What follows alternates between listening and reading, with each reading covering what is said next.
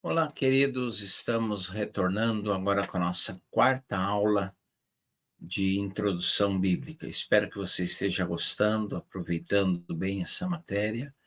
Nós queremos aqui trazer informações e ensinamentos sobre a Bíblia como um livro.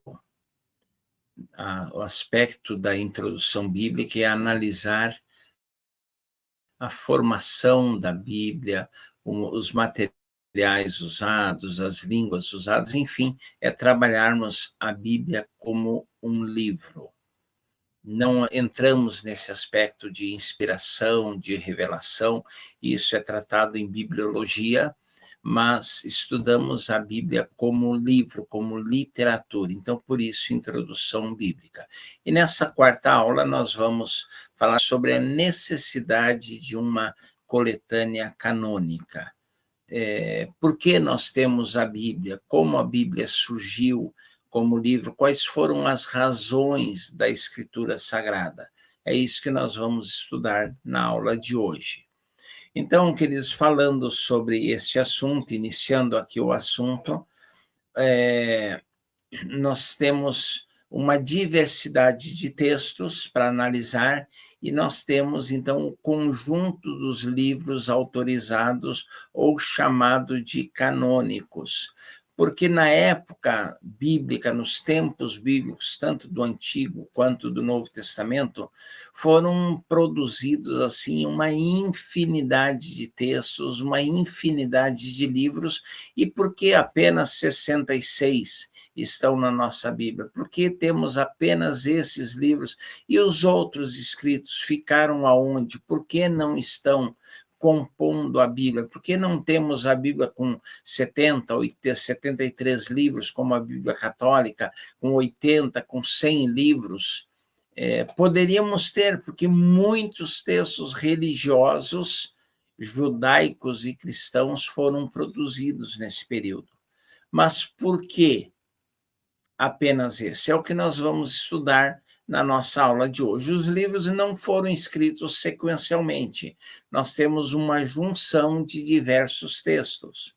Por exemplo, eu citei numa das aulas passadas que o primeiro livro a ser escrito foi o livro de Jó, embora na sequência nós tenhamos o livro de Gênesis em primeiro lugar. Jó só entra lá depois da história de Israel, dos históricos. O livro mais antigo a ser escrito foi o livro de Jó. O conjunto de livros divinamente inspirados, divinamente autorizados, tinha por objetivo evitar que textos falsamente atribuídos aos escritores sagrados fossem acolhidos pela igreja. Então, tanto no Antigo Testamento quanto no Novo Testamento, nós temos alguns critérios para a seleção que nós vamos ver a seguir, para termos esses livros, 27 no Novo Testamento e 39 no Antigo Testamento. E os demais? Os demais, por diversas razões, não foram acrescentados ao cânon sagrado. Um texto fantasioso é chamado de Primeiro Esdras. Ele é baseado em alguns textos de crônicas, de Esdras, de Neemias, mas ele foi escrito cerca de 150 antes de Cristo.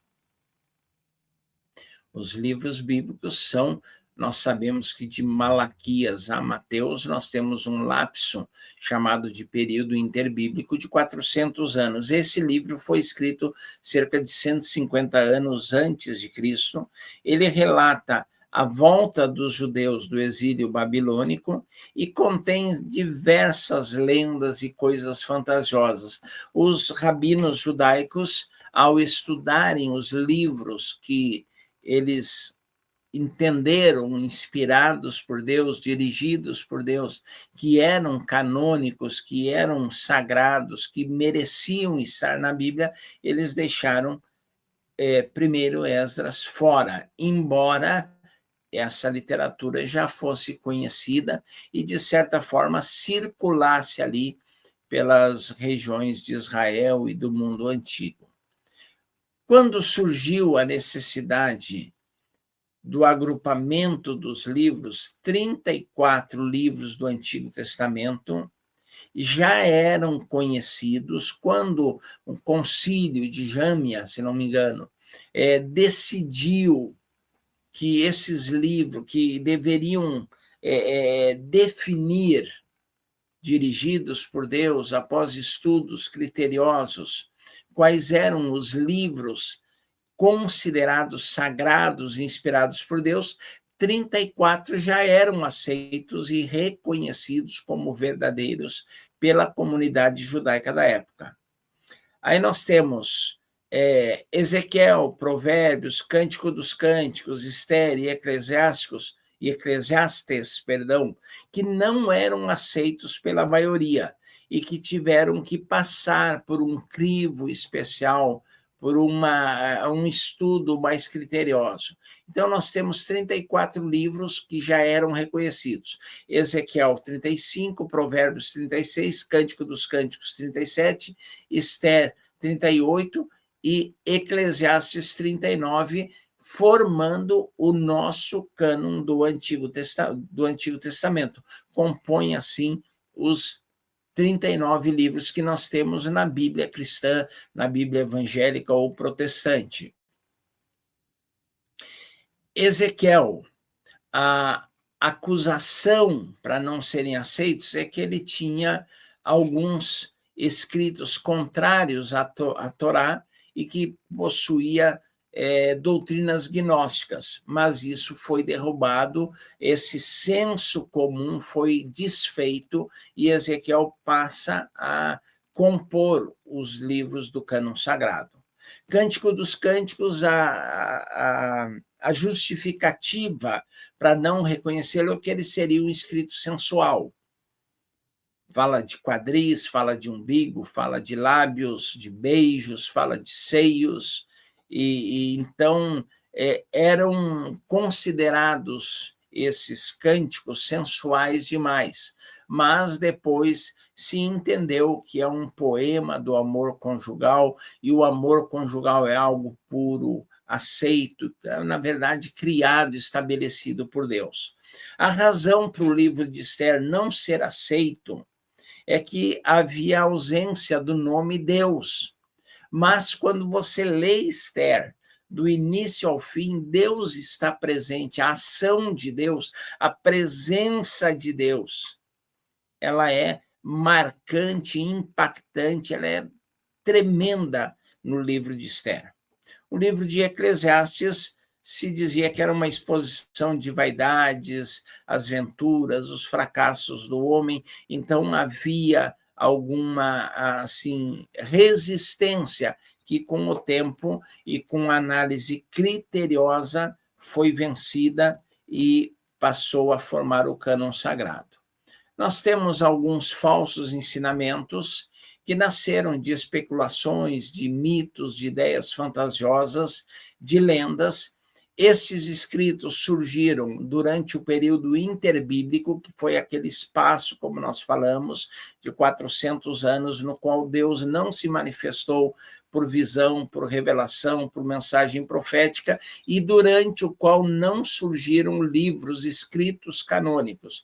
Por exemplo, nós temos o Martírio de Isaías, que é uma dessas obras escritas no período interbíblico, que não passou pelo crivo dos rabinos judaicos, e a Assunção de Moisés. Embora Deuteronômio diz que Moisés morreu e foi sepultado, surgiu um livro falando que ele tinha sido assunto aos céus e que estaria com Deus, que ele não haveria morrido, e esse livro, Assunção de Moisés, também não passou pelo crivo da Bíblia Sagrada, então não é um livro canônico. Eu quero já adiantar alguma coisa, que essa palavra cânon, ela vem de uma vara reta de medir. Nós não tínhamos trena, nós não tínhamos essas formas de medir, então o cânon era uma vara reta, tanto usada para medir quanto para os pedreiros alisarem as paredes, a argila, a argamassa, o material que usava. Então, aquela régua de pedreiro é o cânon, aquilo chama-se cânon.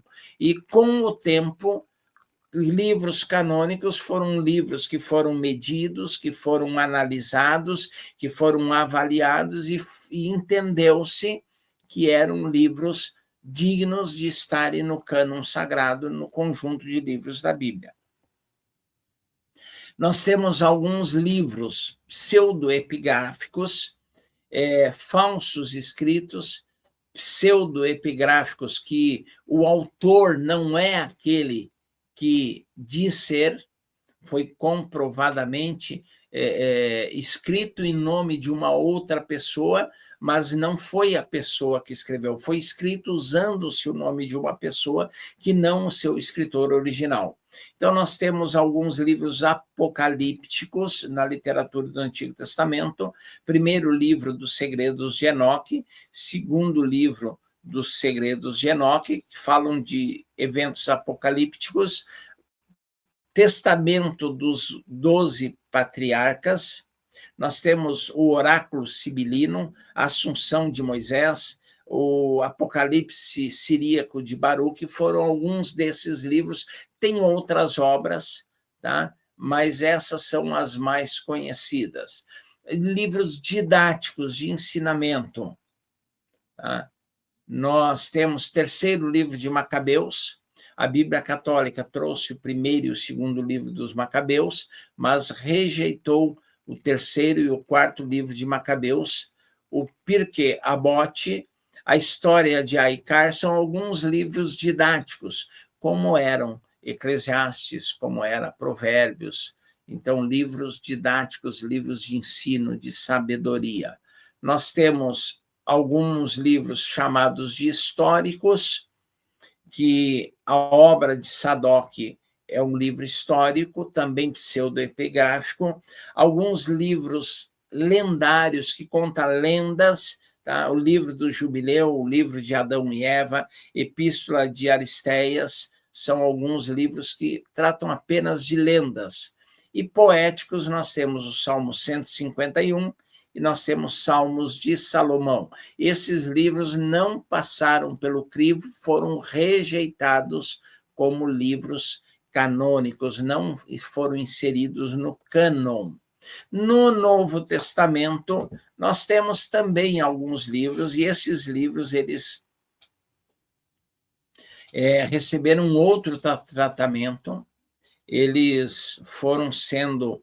Nós vamos mostrar daqui a pouquinho os critérios que foram usados, embora as motivações conduzissem a uma formação, a formação da coleção canônica, e esses livros não foram aceitos, não foram às mesas, não foram servidos à igreja, não foram colocados na mesa de estudo da igreja. Inexistia a figura de antilegômenos, que é o quê? São livros que foram questionados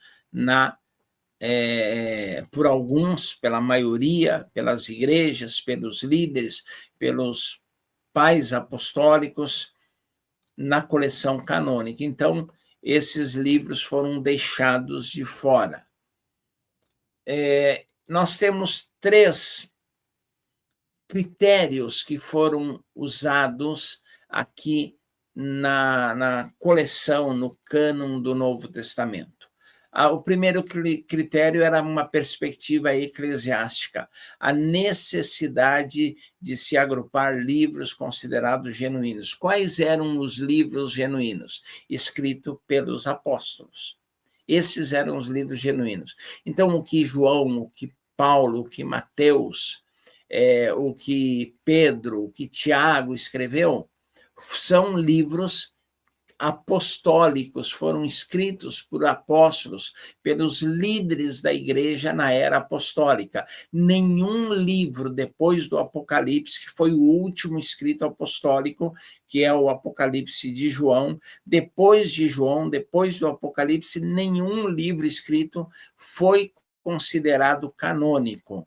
Então, o critério era esse, era ser um livro apostólico. Mas você pode dizer, Lucas não era um apóstolo, mas Lucas trabalhou com Paulo, foi contemporâneo de Paulo, ele escreveu Atos, ele conta a história dos apóstolos. Então, mesmo sem ter sido escrito por um apóstolo, no sentido da palavra, ele é da época apostólica e ele corria entre as igrejas e era considerado um livro digno de confiança e merecedor de estar no cânon. Então, a primeira perspectiva do cânon do Novo Testamento é eclesiástica. As igrejas da época sentiram a necessidade, mas também as igrejas da época aceitaram. Esses livros corriam por todas as igrejas, eram lidos, essas cartas eram lidas e eram consideradas genuínas. Eram livros que todas as igrejas da época, em todas as cidades, recebiam como sendo a palavra de Deus. Uma segunda perspectiva que nós temos é a perspectiva teológica. Queridos, no meio de tantas heresias surgidas, tantas doutrinas aparecendo nos primeiros tempos, gnosticismo, nicolaísmo, a doutrina de Balaão, que cita lá em Apocalipse, e outras doutrinas surgidas na época, heréticas, contrárias à palavra de Deus, havia necessidade da sobrevivência teológica da igreja. Então, como nós vamos garantir a pureza teológica, a sobrevivência teológica? Como não descambar para o erro? Como não descambar para a mentira? Então, nós temos uma coleção de livros que é reconhecida teologicamente como sendo a verdade, como sendo a palavra de Deus. E os demais livros, embora tenham surgido algumas obras bem interessantes, Didaquê, uma delas, tá, que surgiu, que é o ensino dos apóstolos, mas foi posterior, embora seja uma obra importante, ela não é reconhecida como canônica, como sagrada, como inspirada por Deus. Então, a primeira perspectiva é a perspectiva eclesiástica. As igrejas tinham a necessidade e reconheciam essas obras. Segunda é a perspectiva teológica, elas mostravam o verdadeiro evangelho, o puro evangelho, a palavra de Deus. E a terceira perspectiva é uma teologia, é uma perspectiva política, em decorrência, frente às fortes perseguições. O texto sagrado deveria orientar a igreja como agir em frente à perseguição, como se portar no meio da perseguição, no meio da crise, no meio da tentativa política, governamental de destruir a igreja. Então, nos livros da Bíblia, no cânon que nós temos, nos livros aqui do Novo Testamento, nós temos isso. Nós temos orientações seguras e precisas de como nos portarmos em frente às fortes perseguições que havia naquela época, que em alguns países do mundo atual existem ainda hoje e que cada vez mais estamos sujeitos a passar por essas perseguições. Então, a formação do cânon, ela tem três perspectivas: eclesiástica, teológica e política. E essa formação traz, então, o conjunto de livros que nós temos hoje como sendo a Bíblia Sagrada, como sendo 66 livros considerados canônicos. E assim, queridos, nós chegamos ao final da nossa quarta aula.